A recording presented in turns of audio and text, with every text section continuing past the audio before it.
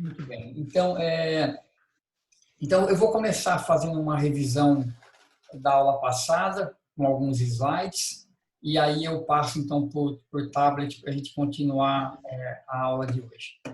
Então, o objetivo além de rever os conceitos que a gente estudou na aula passada, é resolver mais um problema, que é um problema ainda bastante simples, é uma partícula que é livre, mas ela é livre dentro de uma região finita do espaço. Ela não pode sair de uma região delimitada, né? A gente chama isso de uma partícula presa num poço infinito de potencial, ou partícula numa caixa. Então, a aula passada eu apresentei para vocês a equação de Schrödinger, que é uma equação para a função de onda. E ela é uma equação diferencial parcial, envolve derivada no tempo e derivada na posição. Ela é uma equação que é baseada na conservação de energia. Isso aqui é base em expressão de E igual a P2 sobre 2M mais V. E, como vocês veem, a energia aqui é não relativística, né? Então, isso aqui é a equação quântica não relativística. E mais para frente a gente vai ver então como é que ficaria a equação relativística da mecânica quântica.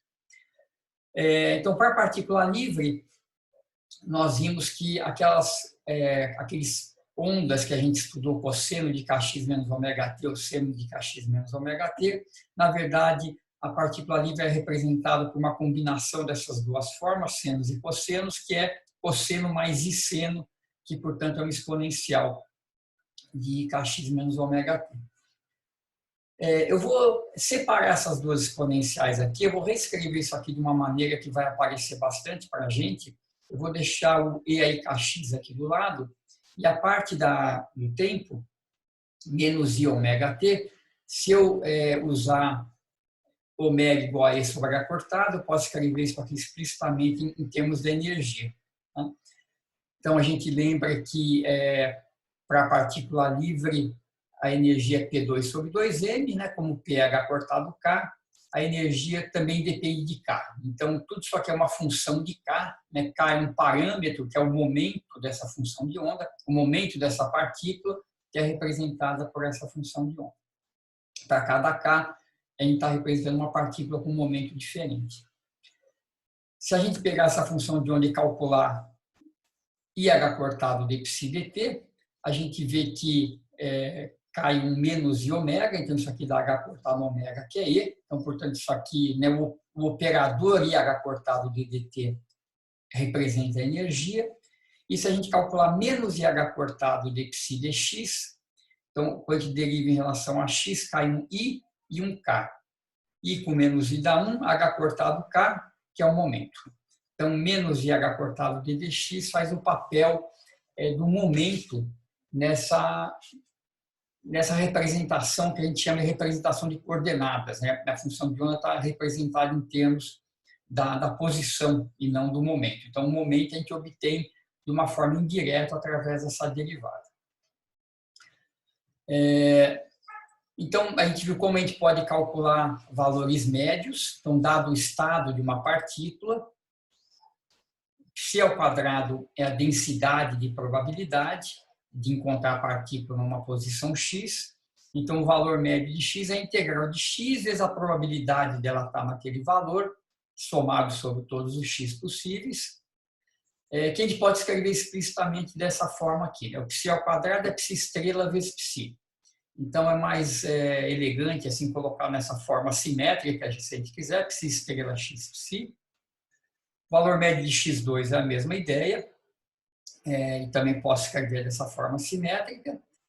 E quando a gente vai, então, calcular valores médios de quantidades que têm a ver com o momento, a gente tem que usar aquele operador menos IH cortado de dx. Então, isso aqui, né, se a gente olhar para trás, é P vezes psi. Então, o que a gente estaria fazendo aqui é psi, P, psi, que seria o análogo disso. Tá? Então, aí, a representação não tem como escrever dessa fórmula de psi ao quadrado, né? Porque eu tenho que primeiro derivar psi e depois multiplicar pela psi estrela para ter o valor médio do momento. P ao quadrado é a mesma coisa, eu aplico essa derivada duas vezes, né? O menos I ao quadrado é menos 1, H2, D2 x2. Então, com isso, a gente pode calcular propriedades da partícula, né, que tem a ver com a sua função de onda. Então, tudo que a gente pode calcular para essa partícula tem que estar contido na função de onda. A gente tem que arrumar maneiras de extrair essas quantidades a partir da função.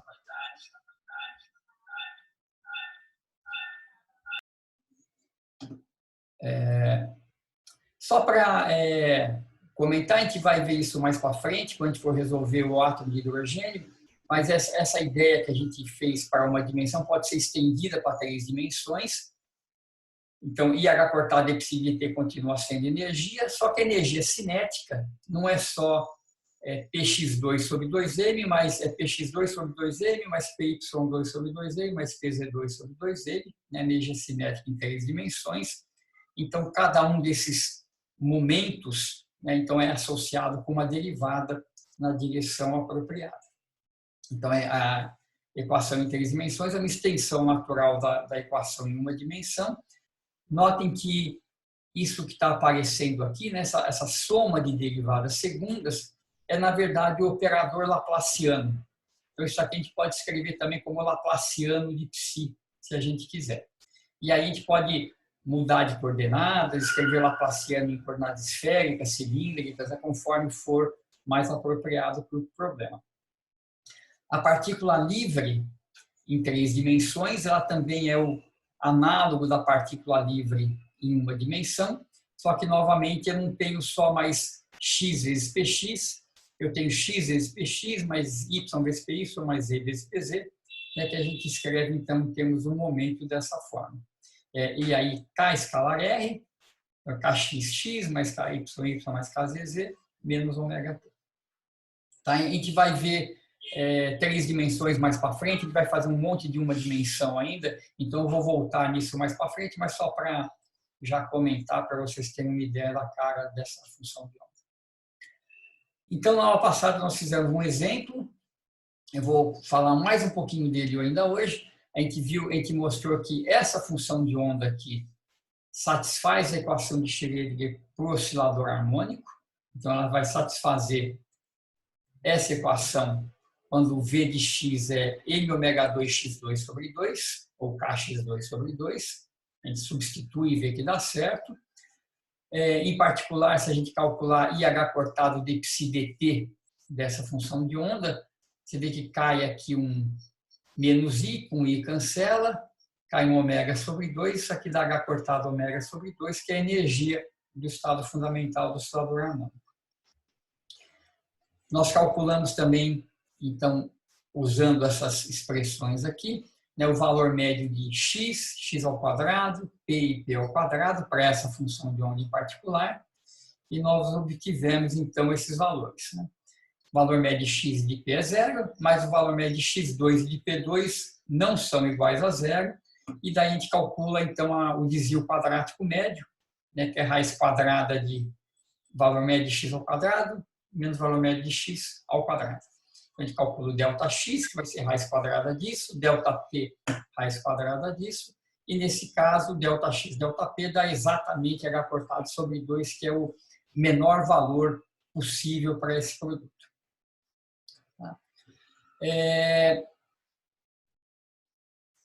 Hoje, o que eu vou fazer para terminar esse exemplo vou só comparar, então, o módulo quadrado daquela função de onda, então, que vai dar densidade de probabilidade quântica, probabilidade de encontrar a partícula num certo ponto do espaço x, e eu vou comparar isso com a sua probabilidade clássica.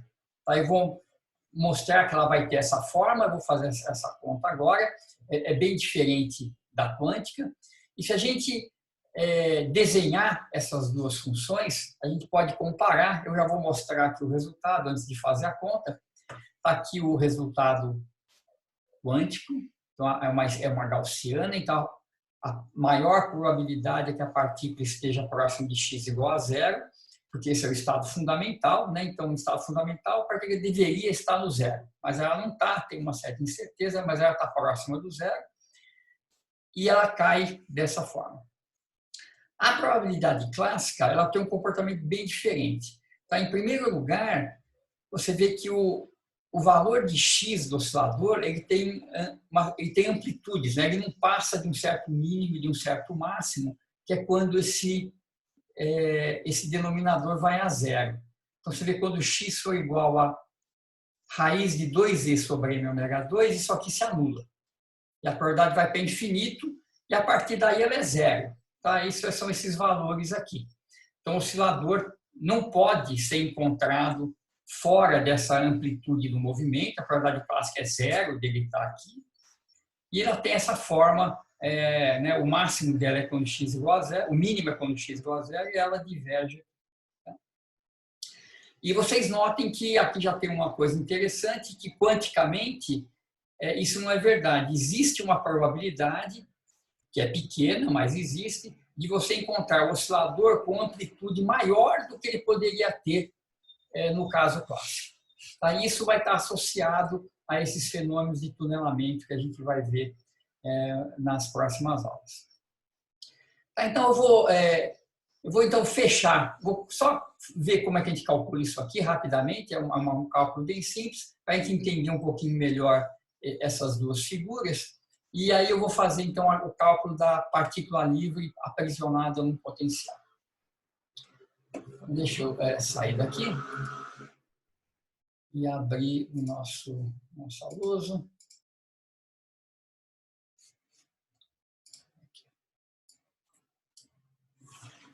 Muito bem, deixa eu trocar. Vou pegar a caneta. Então, muito bem. Então, imagina o seguinte, como é que eu calculo? Então, nós calculamos aqui essa probabilidade quântica do oscilador estar num uma certa posição x, né, o p quântico de x, ela tem aquela forma gaussiana, que é menos m ômega 2 x2 sobre h cortado, tem uma normalização aqui na frente, e eu queria comparar isso com o clássico. Então, no caso clássico, como é que eu faria isso? Né? Você vê, eu tenho um oscilador aqui, uma molinha e uma massa. Então, o movimento desse cara é conhecido, eu não preciso falar de probabilidade. Tá? Mas imagina que eu queira falar de probabilidade. Como que eu posso fazer isso? Então, uma das maneiras é a seguinte. Imagina que eu tenho esse oscilador aqui vibrando e eu fecho os olhos. E a instantes aleatórios de tempo, eu abro os olhos e vejo a posição da massinha. Vejo onde ela está. Então, a pergunta é a seguinte, qual que é a probabilidade de eu abrir os olhos e encontrar a partícula, então essa aqui vai ser a P clássica, no ponto X? Como que eu posso estimar isso daqui? Então, aleatoriamente eu olho para o oscilador e eu quero saber a probabilidade dela estar em X. Então, uma maneira de olhar isso aqui é o seguinte, olha, a partícula está oscilando. Quando ela está nos pontos máximo e mínimo, nos pontos de retorno, onde ela para e volta, o tempo que ela passa, né, a velocidade do oscilador vai a zero no ponto de retorno. Então, ela passa mais tempo próximos do ponto de retorno do que perto, por exemplo, do ponto médio, né, onde o x igual a zero. Porque nesse ponto ela está com a velocidade máxima, ela está passando super rápido ali. Passa rápido, para, volta. Então eu posso imaginar que a probabilidade de encontrar ela num certo elemento, deixa eu colocar um dx aqui na frente, que é mais fácil de pensar, entre x e x mais dx, é proporcional, uma constante b, ao tempo que ela passa nesse intervalo dx. Quanto mais tempo ela passar lá, maior a probabilidade de eu olhar e encontrar a partícula naquele ponto. Então, se eu faço essa hipótese, então a probabilidade de encontrar a partícula em dx é o tempo que ela passa ali. Quanto mais tempo ela passa lá, mais fácil, maior a chance de eu ver a partícula ali. Então, para transformar isso aqui em dx, o que eu faço? Eu multiplico e divido por dx.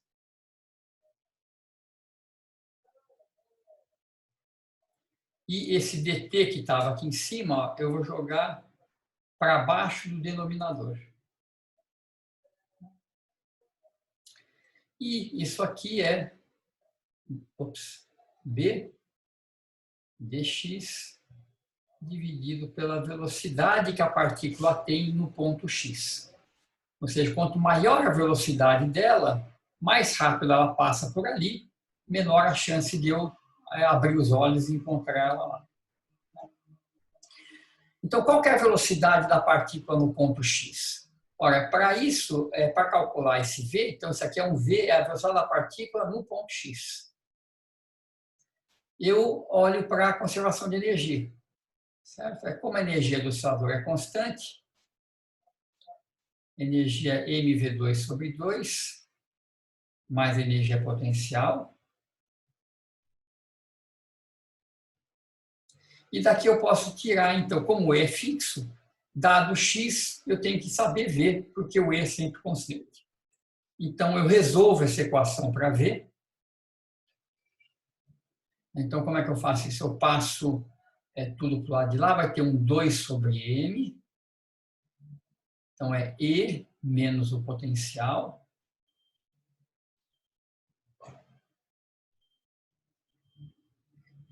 Então, aí multiplico por 2 sobre M e tiro a raiz quadrada. Ops. Então, esse é o V de x. Dado x, eu tenho um V. E, portanto, a probabilidade clássica ela é essa constante, que eu ainda teria que determinar, dx dividido por raiz quadrada de 2 sobre m e menos m ômega 2 x2 sobre 2. Tá? Fica como exercício para vocês determinarem a constante B, isso é um dos problemas da lista, que na verdade está feito nas notas de aula, aí você determina a constante impondo que a integral do P de x é 1, certo? A partícula tem que estar em algum lugar, e na verdade essa integral não é de menos a mais infinito, né? Ela vai de, vamos chamar aqui de menos x0 até x0, que são os pontos de retorno do P de x dx. Esse x0, então, são os pontos onde esse denominador se anula, que vai dar, então, 2e sobre m ômega 2 raiz. Professor, Oi. ali não seria a probabilidade clássica dx igual a b dx sobre v? Isso, exatamente, dx, isso, tem um dx aqui. Deixa eu fazer o seguinte, vou apagar o dx daqui, aí fica também. Isso, faltou o dx do outro. Então, vou apagar o dx só para deixar o p. Então, novamente, né, quando escreve o p de x, assim como quando eu escrevo o p quântico aqui, isso não é diretamente a probabilidade, é a densidade de probabilidade. Né? Probabilidade por unidade de comprimento. Então, a probabilidade está entre x e x mais dx, aí eu multiplico pelo dx para ter isso. Obrigado. Então, fica como exercício para vocês calcularem isso aqui. O resultado, já vou falar para vocês, vai ser, deixa eu ver aqui, é π sobre ômega, deixa eu só ter certeza. Isso. Ômega sobre π, na verdade. Deixa eu ver, deixa eu só me fazer a conta aqui de cabeça. Eu acho que é isso. Essa vai ser a constante de normalização.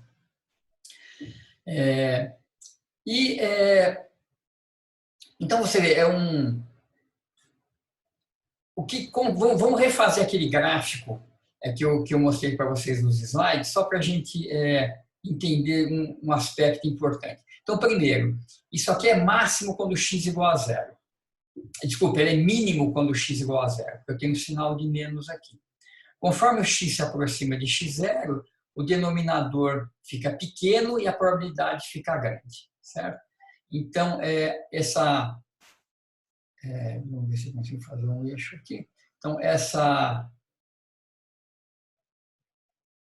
distribuição, a gente pode olhar para ela assim. Então, aqui está o ficou meio torto, mas então está aqui em algum lugar os pontos de retorno clássicos, que são aquele x0 menos x0. Imagina que isso aqui está reto. Então, aqui eu tenho menos x0, aqui eu tenho x0. Então, lembra que o x0, vamos pegar a cara dele que é importante, é raiz de 2e sobre m ômega 2.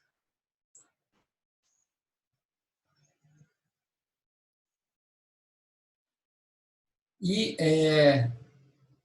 o ponto onde a probabilidade é mínima é no centro, P clássico de 0, e ela vale B, vou deixar o B indicado, sobre raiz de 2e sobre m.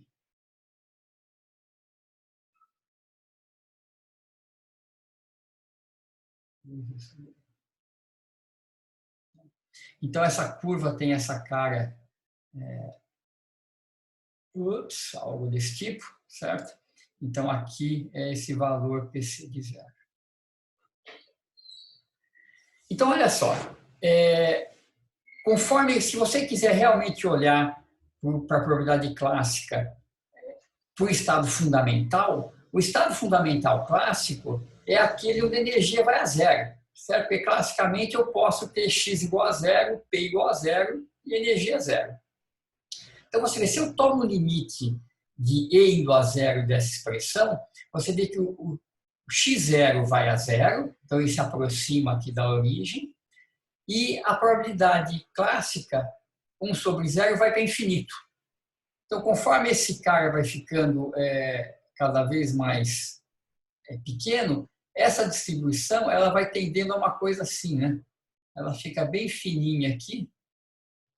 Então, esse valor vai subindo, esses caras vão juntando, e no limite, onde a probabilidade de fato vai a zero, onde a energia vai a zero, essa probabilidade clássica de x, ela deve tender a uma função delta de x. O oscilador tem que estar em zero e não pode estar em nenhum outro lugar. Tá? Então, a função delta é um pico aqui na origem, e isso se aproxima um pouco mais da distribuição quântica. Né? Então, se eu plotar aqui junto a quântica ela é assim, ela tem uma gaussiana centrada na origem. Então, conforme... Cadê seu som? Você não põe som? Oi? Deixa eu só ver aqui. Cadê o som? Opa, tem uma pergunta que eu não tinha visto aqui. Não tem um M a mais com ômega e X? Tá. Ok, beleza. Tá, então, essa é a comparação. Né? Então, a probabilidade quântica tem um máximo no zero, porque o oscilador deve estar em zero. Se você leva o clássico ao extremo, realmente, de energia a zero, ele também vai ter um máximo em zero, porque essas coisas vão ficar fininhas, mas ela tem uma cara diferente. Né? Muito bem. Alguma pergunta, alguma questão aqui?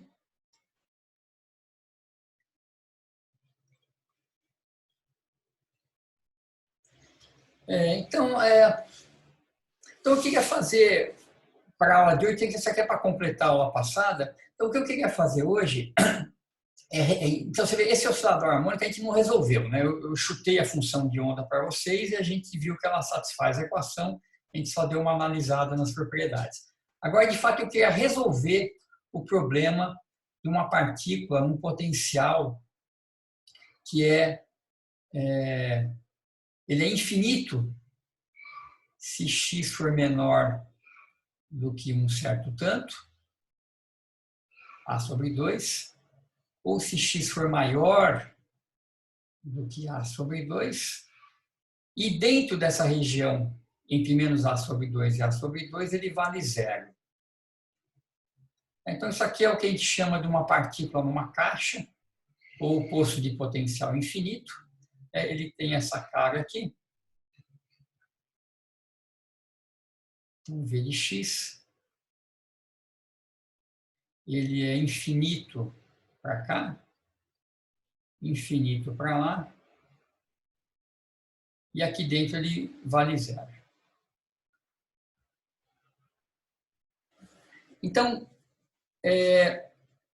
basicamente, o que a gente vai ter que fazer é resolver, então o que a gente espera, em primeiro lugar, da função de onda dessa partícula, né? Então, qual que é a expectativa?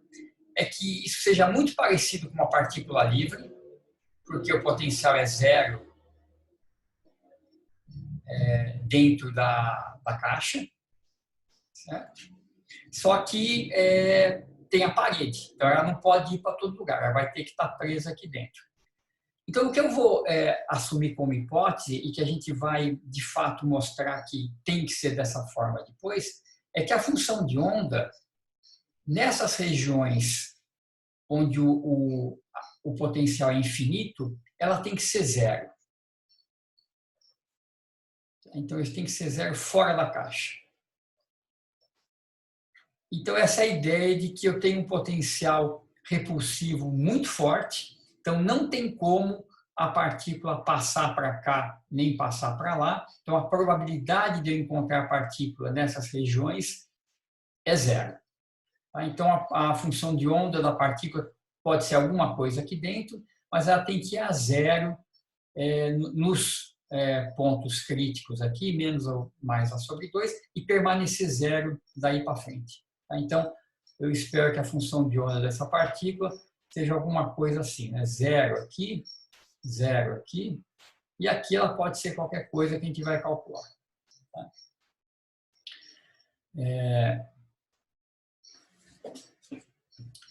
Muito bem, então eu vou colocar isso então como condições de contorno. Tá? Então, psi de A sobre 2 para qualquer t tem que ser igual a psi de menos A sobre 2 para qualquer t. Isso tem que ser 0. Ops, deixa eu melhorar um pouco isso aqui.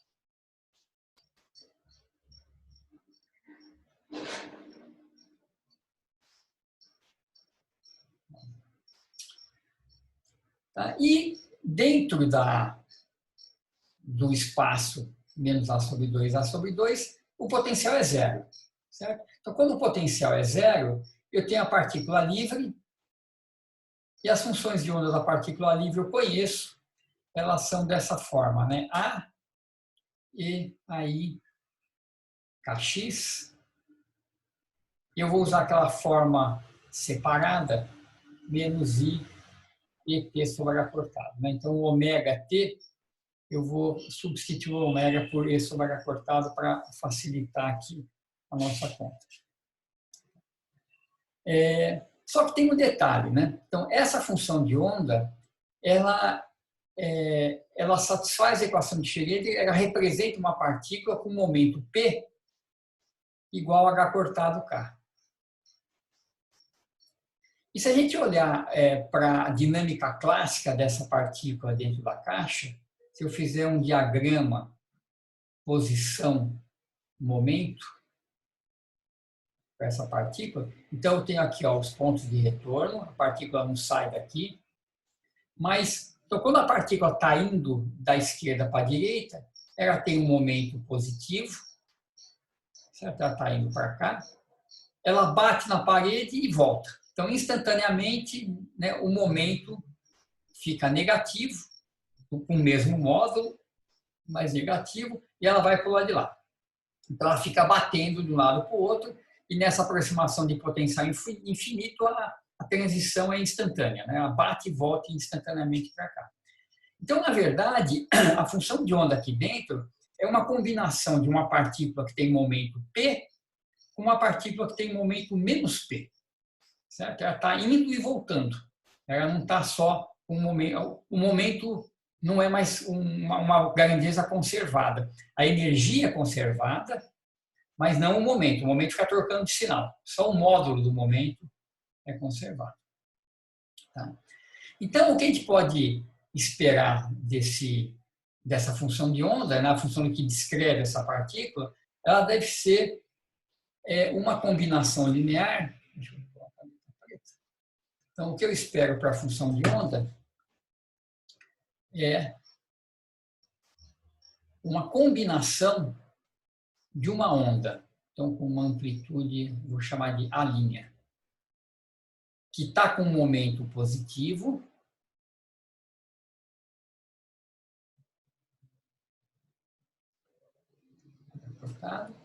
mais uma onda que está com um momento negativo. As duas coisas fazem parte aqui do problema.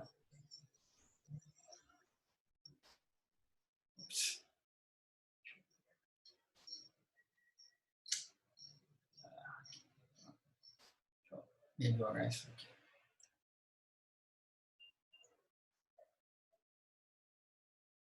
Ok? Então, eu vou tentar resolver a equação de Schrödinger fazendo uma tentativa dessa forma, uma combinação linear. Eu sei que isso aqui satisfaz a equação de Schrödinger e vai me representar uma onda com momento h cortado k. Certo? Se eu aplicar o operador menos IH cortado dx aqui, vai dar h cortado k. E uma onda com momento menos h cortado k. Tá? Então, cada pedaço dessa função de onda satisfaz a equação de Schrödinger. Como a equação é linear, a soma de duas delas também satisfaz a equação, e isso também é um exercício da lista para vocês mostrarem que isso de fato é verdade. Então, se você tem duas soluções, a soma também é uma solução. Então, eu vou tentar algo desse tipo e ver se eu consigo satisfazer a equação, isso é correto, mas além disso eu quero satisfazer as condições de contorno, que são essas daqui. Você vê que não dá para satisfazer as condições de contorno só com um pedaço da função de onda. Não tem como zerar. Se eu calcular isso aqui em A sobre 2, isso aqui nunca vai ser zero. Tá? Não tem como fazer isso zero. Mas combinando as duas, isso vai ser possível. Tá? Então, eu vou reescrever, vou simplificar isso aqui. Então, você vê que o pedaço da energia ele é comum aos dois. Eu só troquei o sinal do momento. A energia vai com o momento ao quadrado, então não é afetada. Eu vou colocar isso em evidência e vou escrever essas exponenciais de kx e menos de kx como cosseno mais seno, tá? Para ficar mais fácil de fazer a conta. Então, a primeira, cosseno mais seno, e a segunda, como eu tenho um sinal de menos, vai ser cosseno menos seno.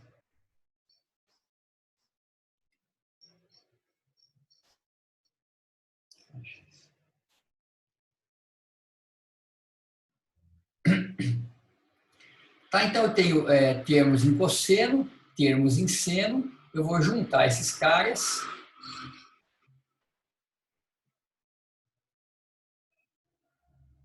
E eu vou escrever, então, um certo C1 cosseno de kx. Então, quem que é C1? É a linha mais as duas linhas. Vamos escrever aqui embaixo. É uma nova constante, tá? Só estou renomeando essas constantes.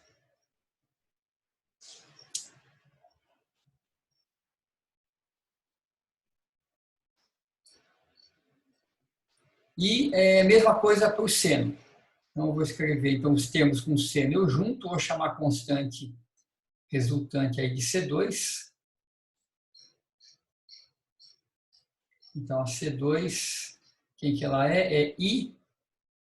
Ops.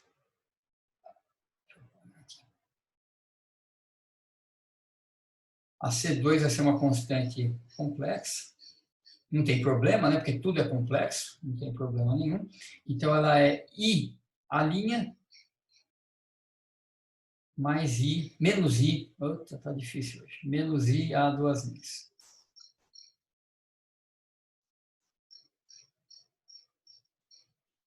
Tá? Então, chama isso aqui de C1, chama isso aqui de C2. Então, eu tinha duas constantes arbitrárias, A e a linha. Continuo tendo duas constantes, C1 e C2, mas fica numa forma mais fácil de trabalhar com os senos e cossenos. Tá? E o que eu quero fazer, então, é impor essa função de onda, então satisfaz aquelas condições de contorno. No ponto A sobre 2, então isso aqui vai ficar, aqui isso vai cortado, C1,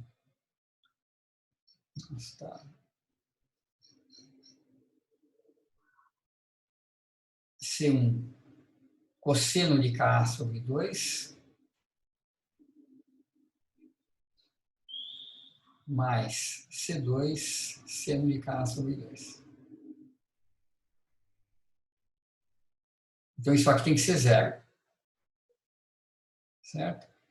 Essa exponencial não quer zero, isso tem que ser zero para todo o tempo, né? Então, é esse cara aqui que tem que ser zero. E mesma coisa para menos A sobre 2. Eu tenho que satisfazer essas duas condições de contorno. Então, aqui é a mesma coisa.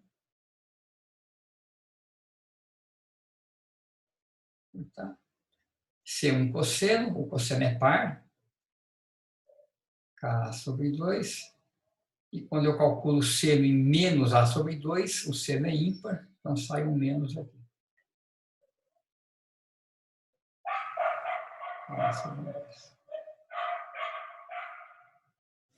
Então, a pergunta é a seguinte: existem C1 e C2, tal que isso aqui é satisfeito simultaneamente?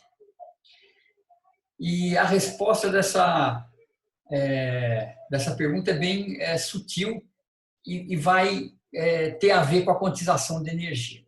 Então, olha só, se eu zerar isso e zerar isso, eu vou escrever, então, cosseno mais seno, cosseno menos seno. Vamos escrever isso aqui de novo aqui, para a gente poder resolver. Então, eu tenho aqui C1 cosseno, K sobre 2, mais C2 seno K sobre 2, igual a zero. E, ao mesmo tempo, C1 cosseno K sobre 2 menos C2 seno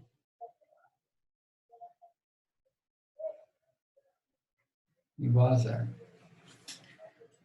Então, qual que é a solução desse sistema? Quem sabe a solução disso aqui? Quem quer C1 e C2?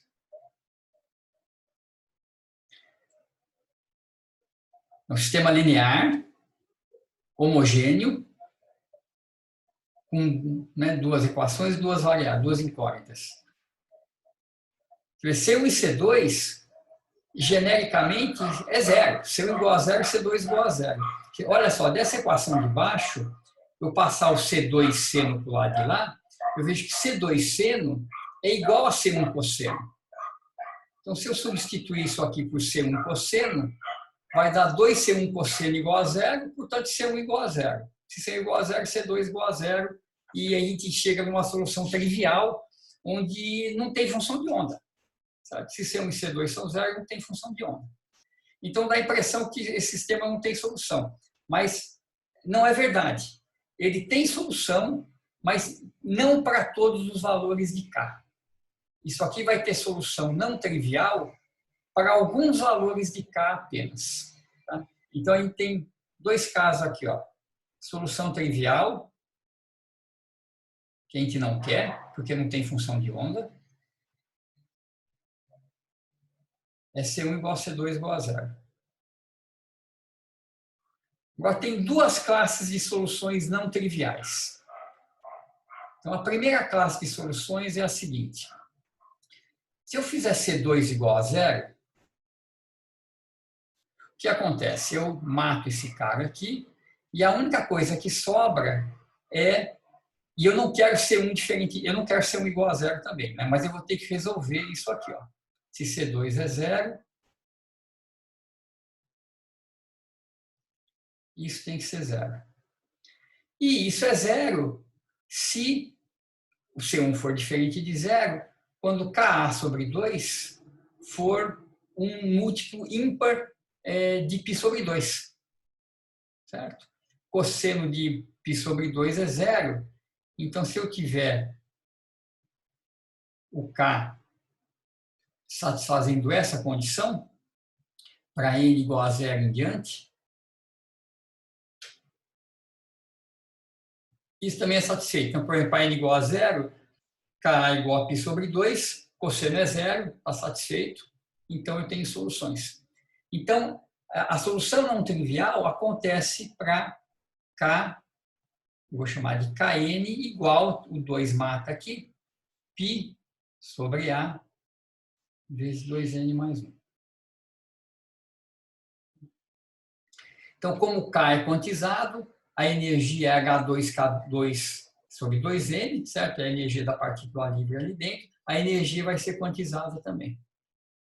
Então, para todo valor de K dessa forma, eu tenho soluções e as soluções são do tipo cosseno, certo? Então, aqui, as soluções possíveis, eu zerei o C2, então elas vão ser C1 cosseno de KNX, certo? Onde Kn é dado por esse valor.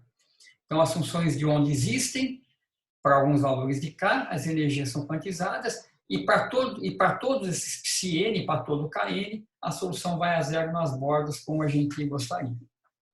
Então, aqui, então você vê a quantização de energia, ela vem da condição de contorno, da função de onda ser zero nos extremos, isso impõe a quantização de energia. E a gente vai ver que isso é uma propriedade bem geral, a gente vai ver isso na semana que vem de uma maneira mais formal em problemas genéricos. A outra classe de soluções é eu fazer C1 igual a zero. Oi? Nessa solução, é multiplicação exponencial? Desculpa, não deu para escutar. Fala de novo, por favor.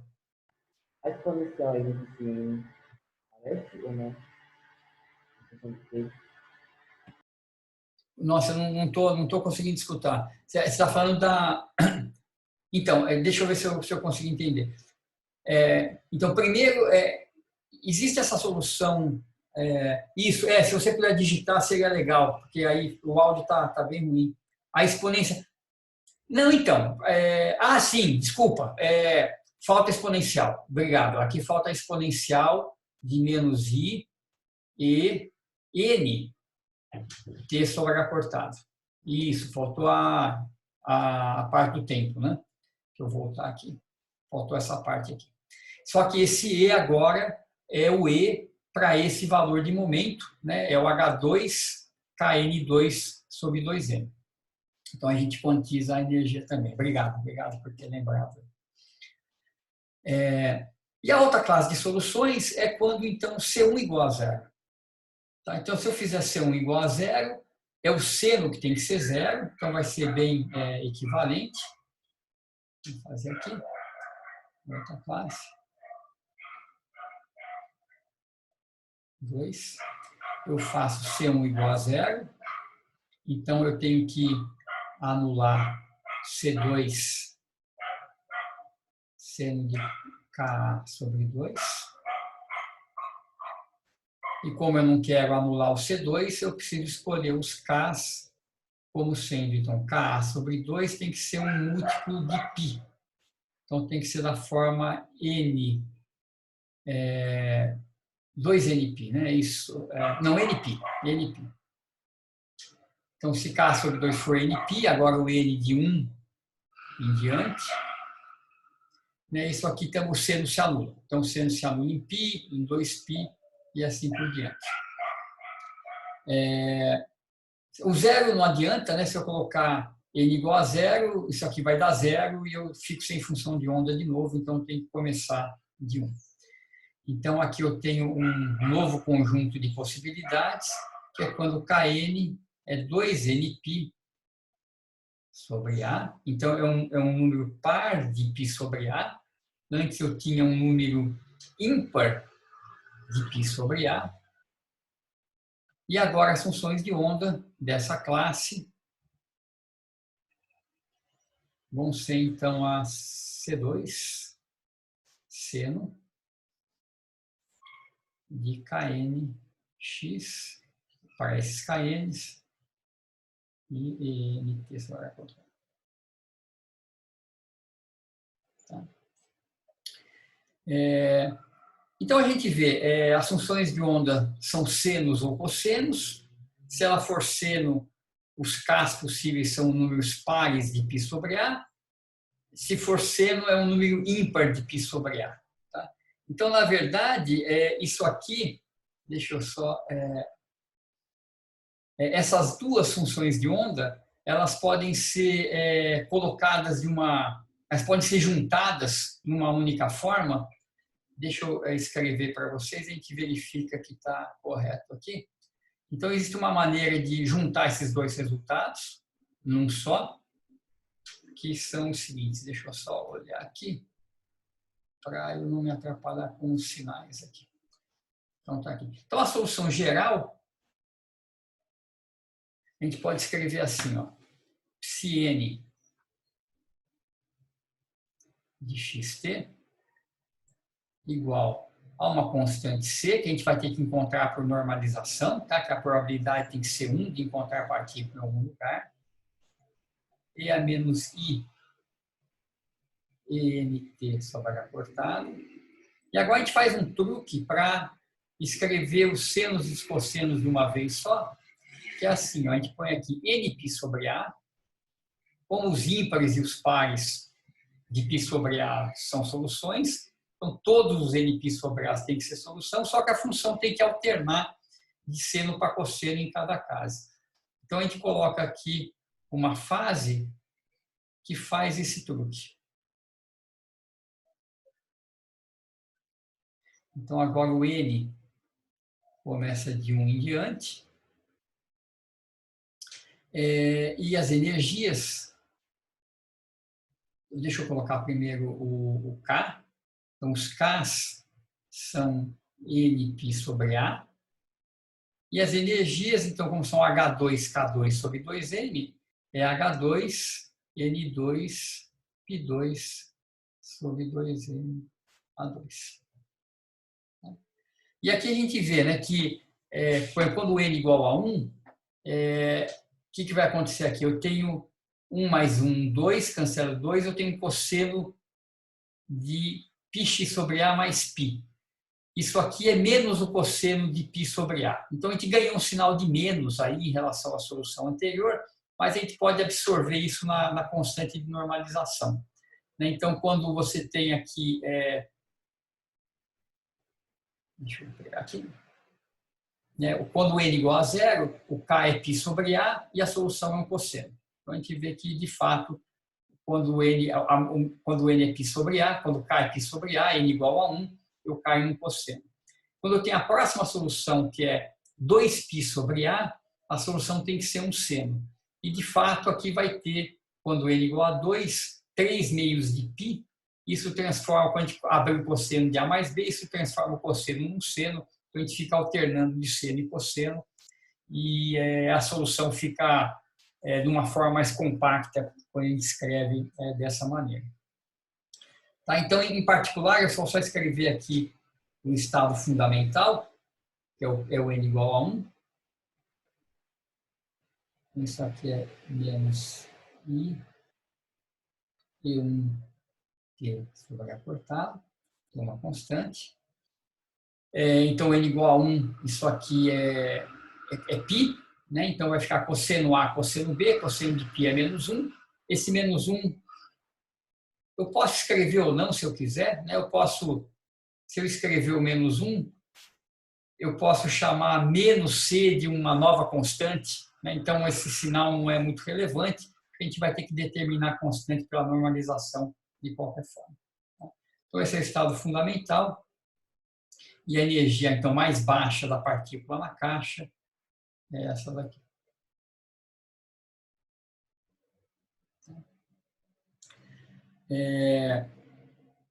Tudo bem? Tá, então, veja que o que a gente fez para resolver esse problema foi, então, olhar na região da função de onda não nula, né, não é trivial. Ali a gente sabe que ela se comporta como uma partícula livre. Então, a gente fez uma combinação linear de uma partícula indo para a direita com uma partícula indo para a esquerda. E a gente, com isso, consegue impor as condições de contorno, mas não para todo o valor da energia. Então, as condições de contorno só são possíveis de impor quando as energias são quantizadas, e isso, então, que vai definir as energias possíveis da partícula ali na caixa. Deixa eu ver se eu tenho mais algum comentário aqui para fazer. Professor, Obrigado. uma coisa que eu nunca entendi direito é o que seria, na prática, um poço de potencial infinito. Tá. Se o senhor pudesse dar algum exemplo. Posso, então. Imagina que você tem, quer dizer, um exemplo, acho que simples seria uma... Ou realmente uma... Se você tivesse um elétron, um fio, né, onde você tem aqui um pedaço de fio com resistência baixa e pedaços aqui com resistência muito alta, tá? De forma que o elétron não possa passar de um lado para o outro. Tá? Esse é um exemplo meio ruim, mas, né, imagina que você tem assim, o que é um poço de potencial harmônico, por exemplo, né? Então você tem uma massa numa mola, esse potencial ele é dessa forma. Então, dado uma energia da partícula, ela está confinada nessa região. Tá? Então, classicamente, ela não pode passar para cá. Mas o potencial é suave, né? Se você aumenta a energia, você pode ter uma amplitude de movimento ainda maior. Então, esse potencial, se ele for repulsivo, como nesse caso do oscilador, mas imagina que ele é muito mais abrupto, né? Então, é uma coisa assim, ó. Então, nessa região aqui, o potencial é quase zero, mas ele é muito repulsivo nesse trecho. Tem um exemplo que eu acho que é mais físico e mais interessante. Você vê que na física nuclear, você tem o próton, né, por exemplo, ele é constituído por 3 quarks. Certo? São 3 quarks ali dentro do próton, né, na imagem clássica, que compõem o próton. Esses quarks, eles têm essa propriedade de ter o que a gente chama de liberdade assintótica. Então, enquanto eles estão próximos um do outro, a interação é zero. Então, os quarks dentro do próton, eles estão praticamente livres, um não enxerga o outro. Vamos pensar em 2 quarks, vamos pensar num meson, né, que é uma partícula que tem 2 quarks. Então, você tem esses 2 quarks, a interação entre eles vai a zero quando eles estão próximos, mas quando eles tentam se afastar, a interação fica extremamente atrativa e eles voltam a se encontrar. Então, é como se você tivesse um modelinho assim, você tem uma partícula aqui e você tem uma cordinha ligando os dois, e essa cordinha, enquanto eles estão perto, ela não faz nada, porque ela está encolhida. Agora, quando você tenta esticar, a corda fica esticada e a corda é muito dura, eles não conseguem passar daí.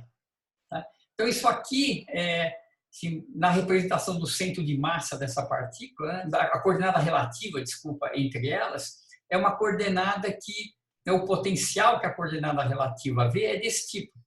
Ele é zero enquanto a coordenada relativa é pequena, mas ele vai para infinito quando a coordenada relativa é alta. Então, é uma interação que não deixa a partícula se afastar. Então, aqui a ideia da partícula na caixa é isso, quer dizer, é um confinamento.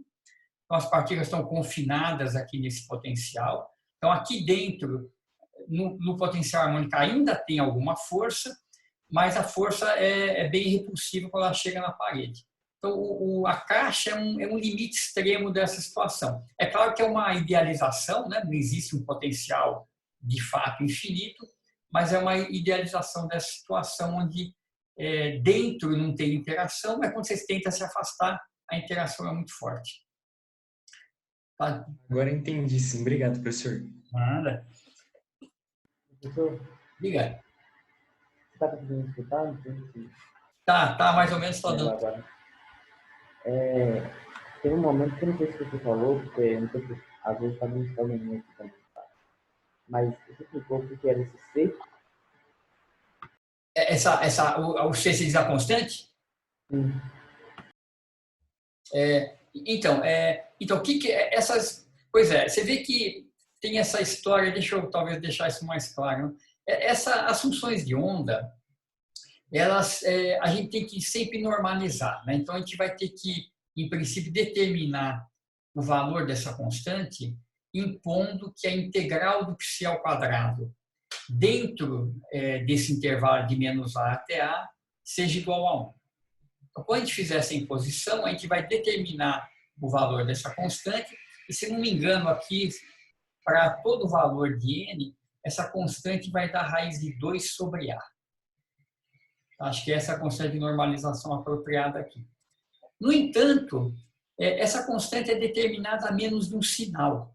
Porque você vê, quando você toma o módulo quadrado da função de onda, você toma o módulo quadrado da constante também. Essa constante pode ser complexa, pode ser qualquer coisa, né? Funções de onda podem ser complexas. Então, na verdade, quando a gente impõe que a integral é 1, a gente determina o módulo da constante. Então, o módulo da constante é 2 sobre a. Mas eu posso escolher a constante como sendo, então, 2 sobre a, menos raiz de 2 sobre a, i vezes raiz de 2 sobre a, e aí θ raiz de 2 sobre a. Qualquer uma dessas escolhas é igualmente boa, porque o módulo delas é 2 sobre a, raiz de 2 sobre a. Tá? Então, e todo o cálculo que você for fazer de valor médio, de probabilidade, como envolve o módulo da função de onda, se é mais, se é menos, se é i, se é uma fase, vai sumir. Tá? Então, a função de onda ela está definida a menos de uma fase. Tá? Então, você pode multiplicar isso aqui por uma constante de módulo 1, ou seja, por uma fase, e tudo bem. Tá? Então, por isso que esse sinal que aparece aqui, se é menos, se é mais, se é i, se é menos i, não interessa, isso é uma questão de gosto. Tá? Em geral, quando a gente pode escolher a constante como um número real, a gente escolhe porque é mais fácil. Né? Por que eu vou colocar um menos, um i, se eu posso escolher como real? Mas tem uma indeterminação da função de onda a menos dessa fase. Esse negócio ele parece ser meio bobo, né? Porque a probabilidade é o módulo, etc. Mas essa arbitrariedade na determinação da função de onda, essa fase que aparece aqui, que a gente não consegue determinar, ela acaba tendo um papel muito importante mais para frente, quando vocês forem estudar a teoria de campos, e isso vai ter a ver com o que a gente chama de transformações de gauge. Quer dizer, qual que é a transformação que eu posso fazer na função de onda que não afeta a interpretação que eu tenho dela? Então, aqui eu posso multiplicar por uma constante que eu não afeto o valor da probabilidade, sabe? Porque isso some no módulo. E a gente vai ver depois que tem outras coisas que a gente pode fazer e que levam a consequências importantes em termos de leis de conservação, mas eu não vou entrar nesses detalhes aqui. Tá? Mas é importante saber isso. Existe uma indeterminação na função de onda, que é uma indeterminação meio trivial, que é uma fase. Tá? Então, você vê, se você multiplicar por e e θ, onde θ é uma constante, quando θ é igual a 0, isso dá 1. Quando θ é igual a π, e aí π dá menos 1. E pode ser qualquer outra coisa. Se θ for π sobre 2, vai dar um i. Né? Então, você pode escolher isso arbitrariamente e, em geral, você escolhe isso da maneira mais simples possível. Tudo bem? Tudo bem, professor. Obrigado. Então, para concluir a aula de hoje, eu só queria fazer mais algumas contas para essa função de onda, e eu vou calcular o valor médio. Deixa eu só mexer aqui um pouquinho. Ops, espera um pouquinho que eu estou fazendo besteira aqui com o meu mouse, deixa eu me voltar aqui. Eu quero calcular, então, valores esperados de posição e momento para essa função de onda. Tá? Para essa que a gente calculou agora da partícula numa caixa. Pronto. Deixa eu voltar aqui. Tá aqui. Tá? Então, eu vou pegar então como exemplo o estado fundamental dessa partícula. Então, vou pegar esse cara aqui.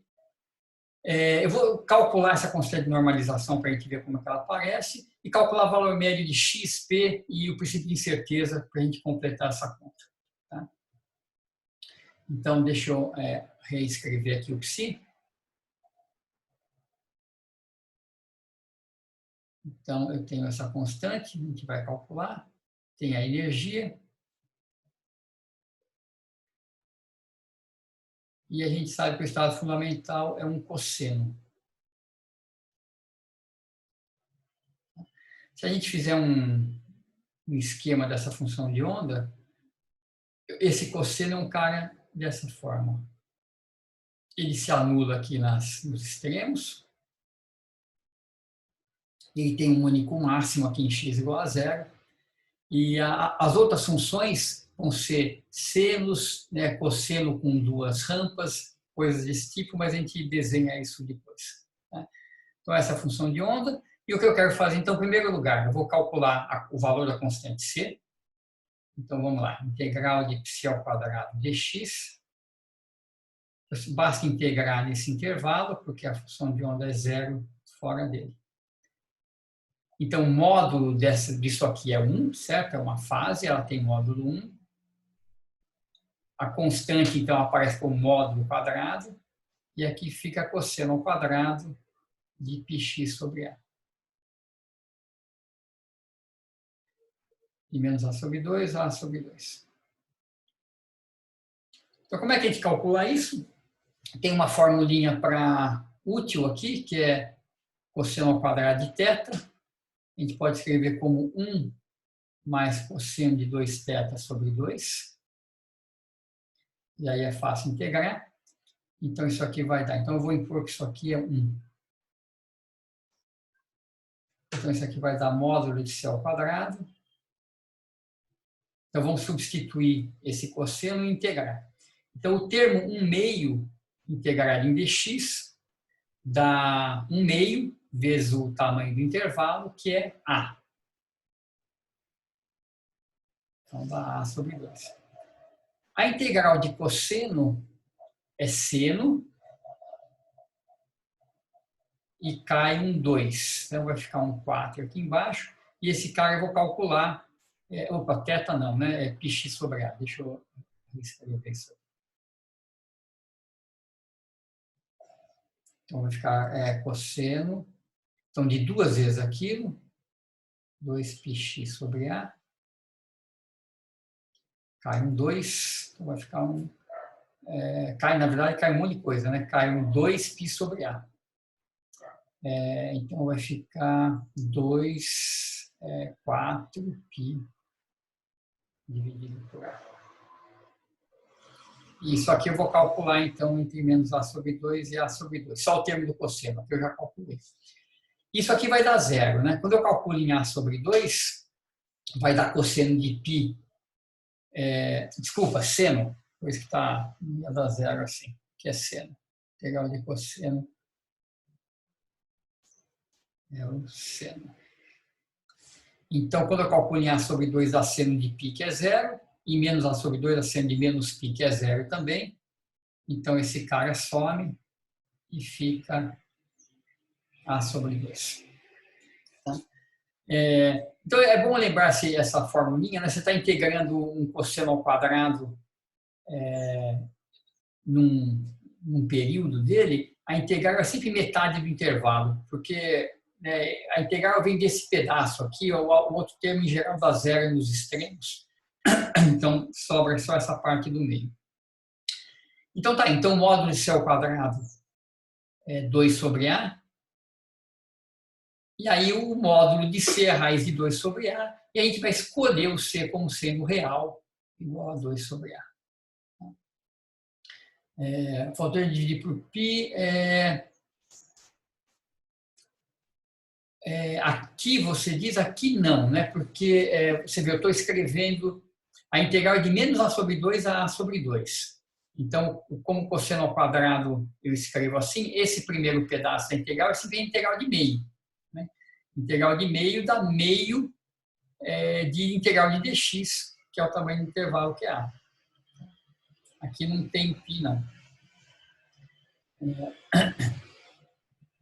Tá, então, tá aí a função de onda completa, então eu vou substituir aqui em cima. Raiz de 2 sobre A.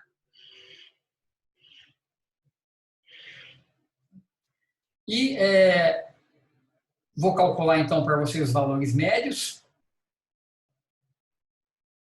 Então, o valor médio de x. Então, o que eu vou fazer? A integral de x vezes o módulo quadrado da função de onda. Então, o módulo quadrado vai aparecer o 2 sobre A. Você vê que o módulo ao quadrado é 2 sobre A. Se eu tivesse escolhido aqui com sinal de menos, quando eu tomo o quadrado, o menos some. Então, o sinal realmente não é importante aqui. O módulo quadrado da fase desaparece. Então, vai ficar a integral de x, cosseno de πx sobre A, dx, nesse intervalo, de menos A sobre 2 a sobre 2.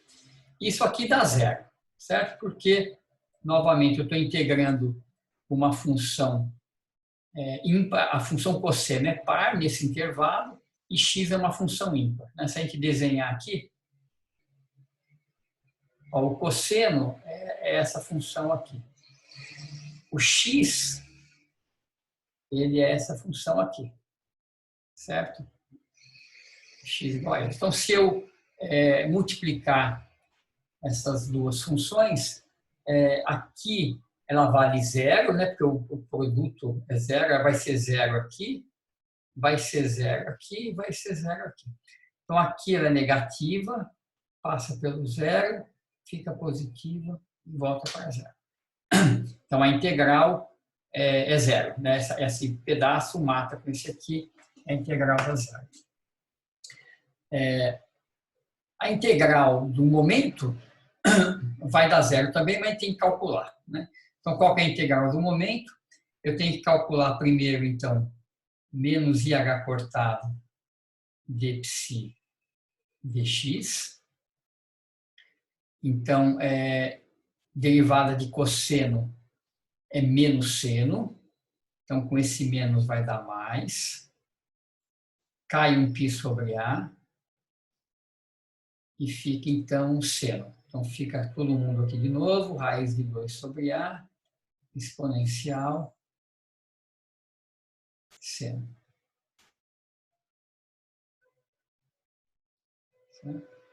Então, o valor médio de P é a integral disso aqui vezes o psi estrela.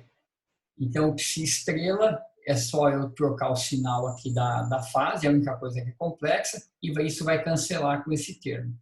Então, vai ficar IH cortado π sobre A, vai ter um outro raiz de 2 sobre A do psi estrela, e fica a integral, então, de o psi estrela tem um cosseno, e essa derivada aqui apareceu seno dx. E essa integral também é zero. E a gente pode fazer a figurinha aqui para ver que é uma integral ímpar de novo. Então, novamente, aqui eu tenho o cosseno, e eu vou multiplicar por um seno. Então, seno de zero é zero. Quando eu tiver em A sobre 2, eu tenho seno de π sobre 2 que vale mais 1. E em menos A sobre 2, ele vale menos 1. Então, o seno é isso aqui. Então, quando eu faço o produto das duas, então, novamente, eu vou ter 0 aqui, 0 aqui, 0 aqui, porque uma das duas é 0. Então, ele novamente vai ter uma cara parecida com o que a gente tinha antes, mas de qualquer forma é uma função ímpar, e, portanto, a integral dá zero. O mesmo não acontece para os quadrados, então as incertezas em x2 e p2 vão dar diferente de zero, e a gente vai ver aqui que o Δx, ΔP vai dar maior que h cortado sobre 2. Aqui não vai dar aquele valor mínimo que a gente tinha no oscilador harmônico. Então, para x2, eu vou fazer aqui, ó, a mesma coisa que eu fiz aqui, só que eu vou calcular com x2 em vez de x. Então, vai ficar 2 sobre A, integral de x2 cosseno. O valor médio de x2 é 2 sobre A, que vem do psi ao quadrado, integral de x2 cosseno de x. Então, agora, essa integral não é zero. A gente pode fazer aqui o gráfico para entender também. Então, o cosseno está aqui. Cosseno é ao quadrado, desculpa. Aqui, todo esse cosseno, eu estou esquecendo o quadrado. Ah, não, aqui está certo. Aqui é um seno e cosseno, aqui é quadrado, né? Aqui eu esqueci do cosseno ao quadrado. Que também é par de todo jeito, né? Essa é só um pouco diferente a curvatura, mas faltou o quadrado aqui. Então, aqui está o cosseno ao quadrado, que vai ter essa cara de todo jeito, e x ao quadrado. Então, x ao quadrado agora é isso aqui. Certo? Então, quando eu faço o produto das duas, a função de onda, então, vai a zero aqui, o produto vai a zero aqui, o produto vai a zero aqui, mas agora essa integral faz isso. Ó. Então, ela é sempre positiva, e a integral vai dar diferente de zero. Então, a gente tem que calcular de verdade. Eu vou usar essa integral aqui. Ó. Eu vou usar aqui a integral de 0 a π sobre 2. Deixa eu copiar aqui. Então, eu vou usar essa integral para não ter que fazer. De U2 cosseno ao quadrado de U du é igual a, deixa eu ler aqui do lado, π sobre 8 vezes π2 sobre 6 menos 1. Essa aqui é a integral que tem que fazer, transformar o cosseno naquele cosseno de 2u, fazer por partes, tudo mais, mas o resultado, então, vai ser isso aqui, ó, π sobre 8, π2 sobre 6 menos 1. Conferir isso. Então, vamos transformar essa integral nessa forma. Então, eu vou chamar U igual a πx dividido por A. E eu vou fazer o seguinte, né? Como essa integral ela é simétrica, eu vou fazer ela como sendo duas vezes a integral de 0 até A sobre 2. Tá? E, além disso, fazer essa mudança de variáveis. Então, o dx vai ser A du sobre π. Então, o que vai dar? Eu tenho 2 sobre A. Eu tenho um 2, porque eu vou fazer a integral de 0 até A sobre 2 apenas. U ao quadrado, então vai ter um fator π. Então, x é AU sobre π. Então, vou ter um fator A2 sobre π2. Vai ficar com a integral que eu vou escrever aqui lá na frente. Então, U2. Então, de 0 até alguma coisa que a gente vai ver o que é. Então, quando x igual a 0, U igual a 0. Quando x igual a A sobre 2, isso aqui vai até π sobre 2. E eu tenho o dx. Então, eu tenho um A sobre π que vem do dx.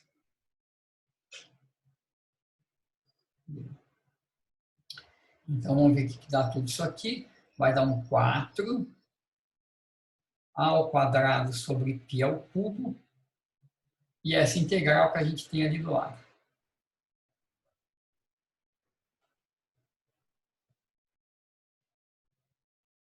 Então, você vê que é um resultado mais complicado, né? Cancela um dos π's, dá A ao quadrado sobre 2π2, π2 sobre 6 menos 1.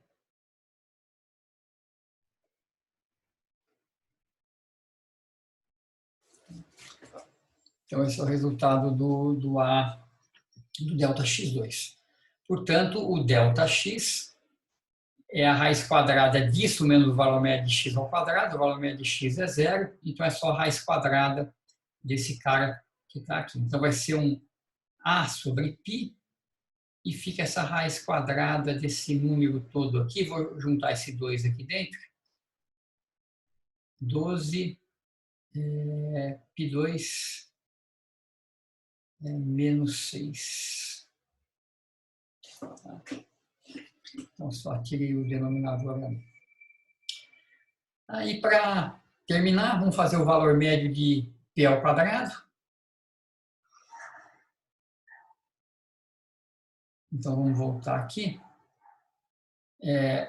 Então, o que eu tenho que fazer para calcular o valor médio de P ao quadrado é derivar 2 vezes a função de onda. Então, vamos lá. P ao quadrado psi é menos H2 D2 psi dx2.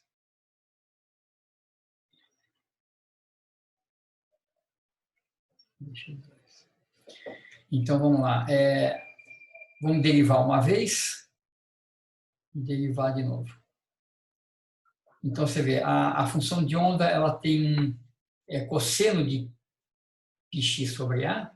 Né? Então, tem toda essa normalização aqui, mas a função cosseno de πx sobre A. Então, eu derivo o cosseno dá menos π sobre A vezes o seno. Então, está aqui a raiz, a exponencial da energia.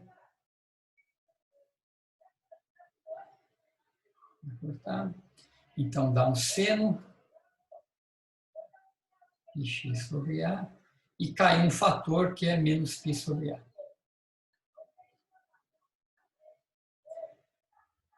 Derivo de novo, o seno vai dar cosseno, e vai cair um outro π sobre A. Certo? Então, vamos ver o que vai dar. Vai ficar esse menos com esse menos vai cancelar. H2. Quando eu derivar de novo, cai um outro π sobre A. Então, vai ficar π2 sobre A2. E o seno vai virar um cosseno. Raiz de 2 sobre A exponencial vezes cosseno é o próprio π novamente. Então, é isso aqui que dá. Dá H2 π2 sobre A2 e me volta o próprio π. Então, o valor médio de P2, como ele é a integral de π estrela com essa derivada,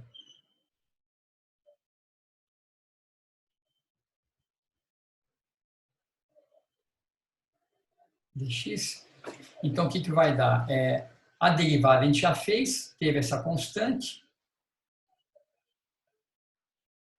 e deu o próprio π de novo, certo? Vezes o π. Π com π estrela, módulo de π ao quadrado de x, e essa integral é 1. Né? Isso aqui está normalizado. Então, o resultado é direto esse daqui. Então, a gente tem aqui o P2, ΔP, então vai ser a raiz quadrada disso, porque o valor médio é 0. Tá? E se a gente, então, finalmente calcular o ΔX, ΔP, então, lembrando que o ΔX ele tem um A sobre π, né, que vai cancelar esse π sobre A, então vai ter um H cortado, e sobra multiplicando essa raiz toda aqui de π2 menos 6 sobre 12.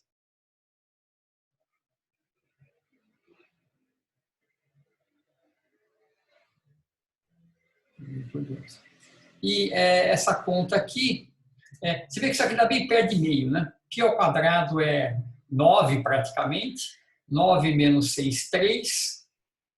3 sobre 12 é 1/4, que a raiz é 2. Né? Mas se você fizer a conta com o π completo aí, isso aqui vai dar, deixa eu ver, eu fiz aqui, da ordem de 0,57 H cortado, mais ou menos. Então, é um pouquinho maior que H cortado sobre 2, então a gente vê que, de fato, o oscilador harmônico que satisfaz isso aqui exatamente com o meio é uma exceção. ΔX, ΔP para estados genéricos, para funções de ondas genéricas, é maior que H cortado sobre 2. Tá? Pode ser bem maior, inclusive, mas, em geral, é maior que H cortado sobre 2. Tá, então, tudo isso que a gente fez aqui para o estado fundamental, se vocês quiserem, vocês podem fazer para um estado genérico. Tá? Então, as contas são, na verdade, bastante parecidas, dá para fazer isso em geral, então dá para normalizar a função de onda para qualquer N. Se não me engano, o resultado é sempre esse, é independente do N, a normalização é sempre essa. Mas os valores médios vão mudar. Tá? Valor médio de x e de p vai dar sempre 0. Você vê que o valor médio isso por simetria, o valor médio de p em particular, você vê que quando a gente deriva a função de onda, esse i que aparece aqui sempre vai ficar, né? Independente de qual seja a função de onda, esse i vem da própria definição aqui do operador momento. E a gente não pode ter um momento imaginário. Então, essa integral vai dar sempre 0, porque o momento tem que ser real, e nesse caso em particular, ele é 0.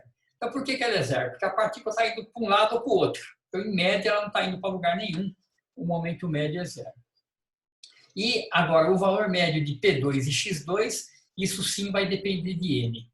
Tá? Então, dá para calcular o ΔX, ΔP em geral, e a gente vê que aparece o N aqui, e essas incertezas vão aumentar com N. Então, quanto mais excitado é o seu estado, mais erro você tem aqui nessa determinação simultânea de X e de P.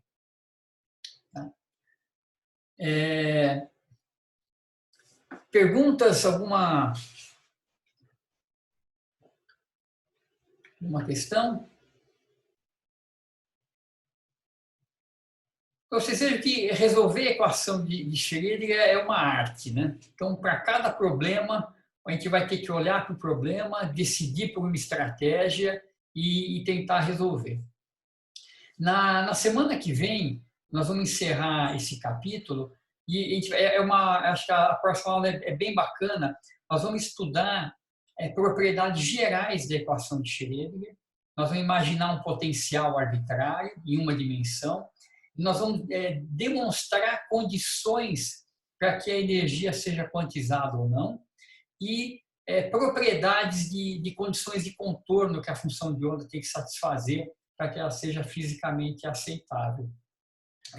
E tudo isso, então, vai construir um quadro mais geral dessas propriedades e a partir daí, então, a gente vai resolver um monte de problemas, né?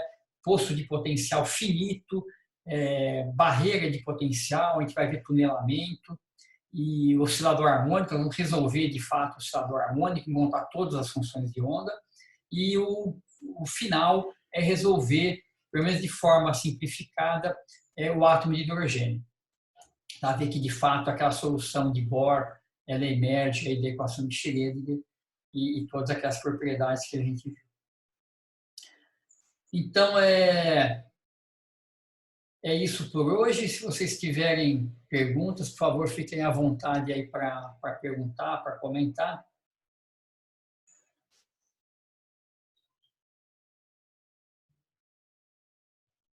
Ok, então acho que é isso. Deixa eu vou interromper a gravação. Diga lá, tem uma dúvida.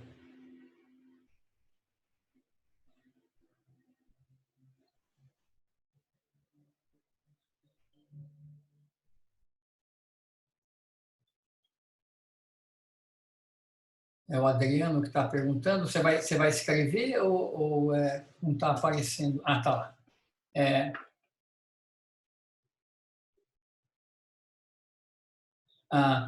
Não, é sobre a situação geral da quarentena, né? Olha, eu acho que qualquer que seja a decisão tomada pelo governador, sei lá por quem, a nossa decisão de aula, primeiro ela vai ser tomada pelo reitor, né? O reitor que vai realmente decidir quando que a gente deve voltar às aulas ou não. Eu tenho assim quase certeza que o mês de maio vai continuar a quarentena para a gente na Unicamp Então, a gente tem que esperar o que o reitor decide, mas, então, tudo bem, teoricamente volta a segunda, eu duvido que volte. Deixa eu interromper a gravação.